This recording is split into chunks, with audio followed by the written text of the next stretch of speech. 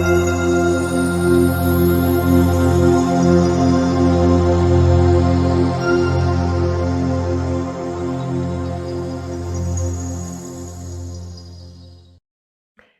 there!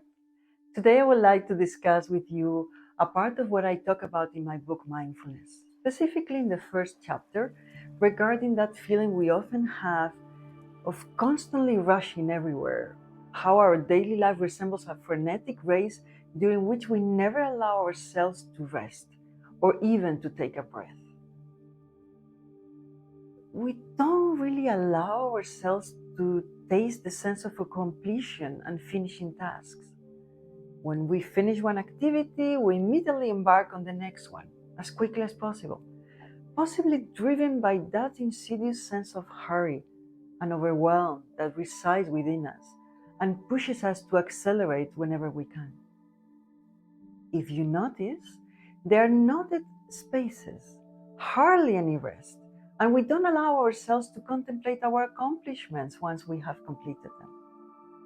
We don't reward ourselves when we finish projects.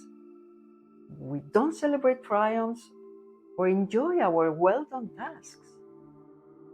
There is so much to do ahead that we quickly move on to the next task, project, and responsibility.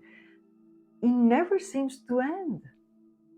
Interestingly, this apparent inability to sit, rest, and enjoy what we have just accomplished exhausts and overwhelms us.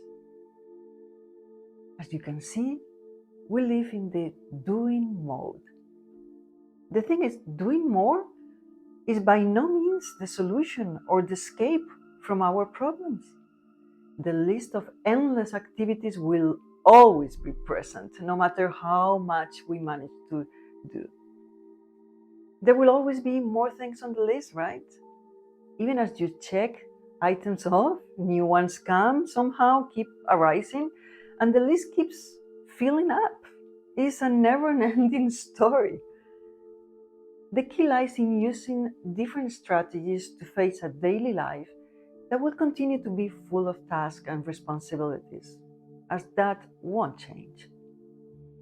So we need to employ a different technique that provides other options to respond more skillfully when we feel overwhelmed by stress, excessive work, nervousness, worries, and fatigue.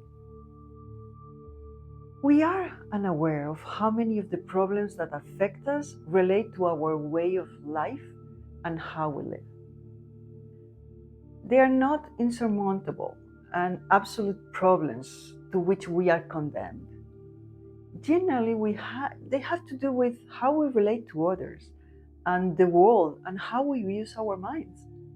That's why when we stumble over the same obstacle time and time again, perhaps it's time to reconsider our own methods. Where can you start? Well, the first step can be to become aware of living in the present moment without the need to postpone, especially what benefits and is suitable for us. How many times have we said to ourselves, I'll start eating healthier next week. I will get more sleep, for example, when the weekend comes. Or I'll rest properly during holidays. Or I will spend more time with my children when I have a lighter work schedule.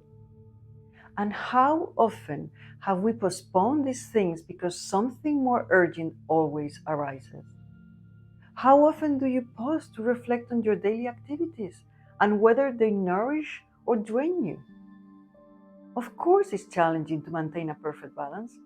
Still, it's essential to consider that we don't engage in at least a few activities to nurture us. You should do that every day. Otherwise, our energy gets depleted with accumulation. It can be as simple as taking a bath at the end of the day, or reading something inspiring, meditating, taking a peaceful stroll, preferably in a park or nature, or dedicating time to our favorite hobby purely for enjoyment. We tend to postpone these fundamental things because they seem secondary and almost like a luxury.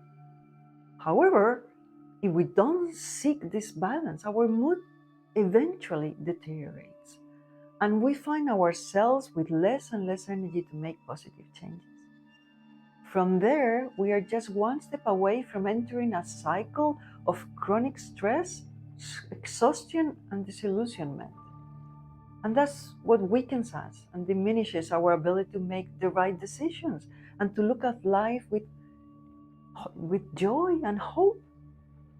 Life is now, it's not tomorrow, it's not in a year, not when we are on vacation, not when we retire. And practicing mindfulness helps us awaken to this crucial fact, being fully anchored in the present. Even if this is not the life what we dreamed of, this is the one we have.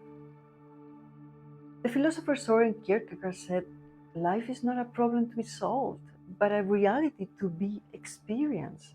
In other words, it's not about correcting what we don't like, or fighting against those who disagree with us, or struggling against what we cannot change, or plugging the holes or eliminating what bothers us. It's not at all about that.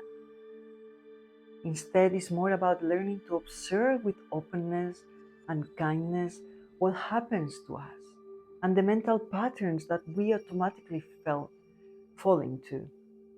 The more often you do that, the more you will discover that letting go of the fight and the resistance leads to relaxation and dissolution of what you perceive as negative.